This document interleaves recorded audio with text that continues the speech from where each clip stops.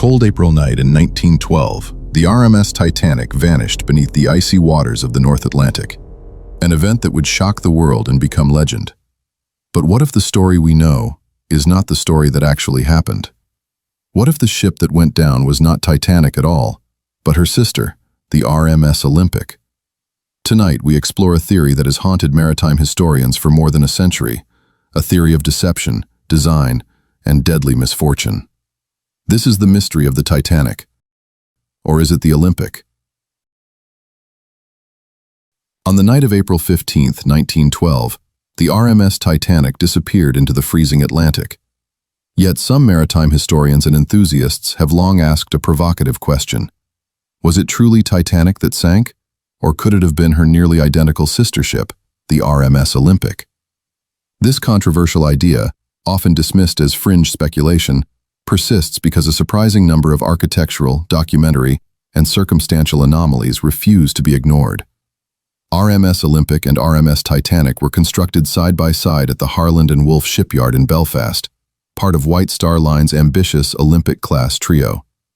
While the vessels are commonly described as identical, photographs and shipyard documents reveal continuous design modifications even during construction. Olympic, hull number 400, entered service in June 1911, nearly a year before Titanic, functioning in effect as a prototype. Her early voyages exposed structural weaknesses and operational flaws, many of which were addressed in the construction of Titanic. But a pivotal event would forever blur the lines between the two ships. On September 20, 1911, Olympic collided with HMS Hawke, sustaining extensive damage to her starboard side.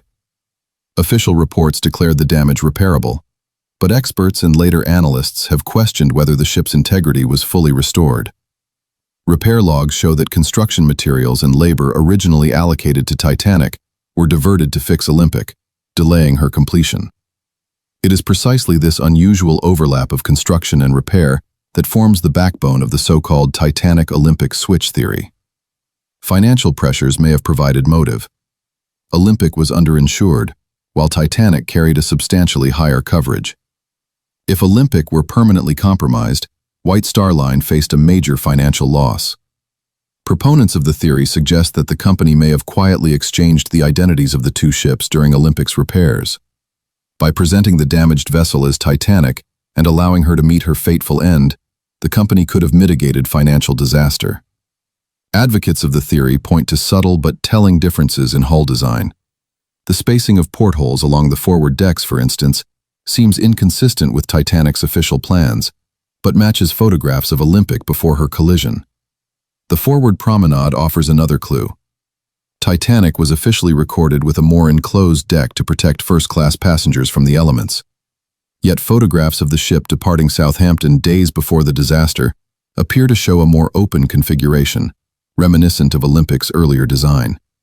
Even the ship's funnels, the towering stacks rising above the decks, reveal subtle discrepancies. While both ships carried 4 funnels, only 3 were functional. Differences in cowl placement, ventilation, and steam discharge patterns align more closely with Olympic's configuration than Titanic's. Interior features, too, raise questions. Staircase layouts, cabin sequences, and wall paneling in pre-disaster images attributed to Titanic bear striking resemblance to Olympic, leading some to argue that these similarities are more easily explained by a deliberate identity swap than by chance. Perhaps most contentious is the issue of hull identification. Olympic bore yard number 400, Titanic 401. While wreckage recovered from the seabed is said to confirm Titanic's identity, skeptics note that much of this material was salvaged decades later, under conditions that make precise verification difficult.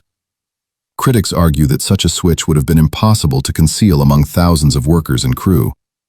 Proponents counter that large-scale industrial secrecy was not unusual in the early 20th century, and that most workers had access to only limited sections of each ship, making comprehensive knowledge unlikely. Ultimately, the strength of the Titanic-Olympic switch theory does not lie in a single piece of irrefutable evidence. Rather, it emerges from the convergence of multiple anomalies: deck layouts, porthole arrangements, funnel configurations, repair records, and financial pressures. Taken together, These inconsistencies challenge the traditional narrative and invite serious reconsideration. Though it remains unproven, the theory cannot be dismissed as mere speculation. It forces historians and enthusiasts alike to re-examine primary sources and to confront the possibility that the story we have accepted for over a century may not tell the whole truth. In the shadows of history, some questions remain deliberately, tantalizingly unanswered.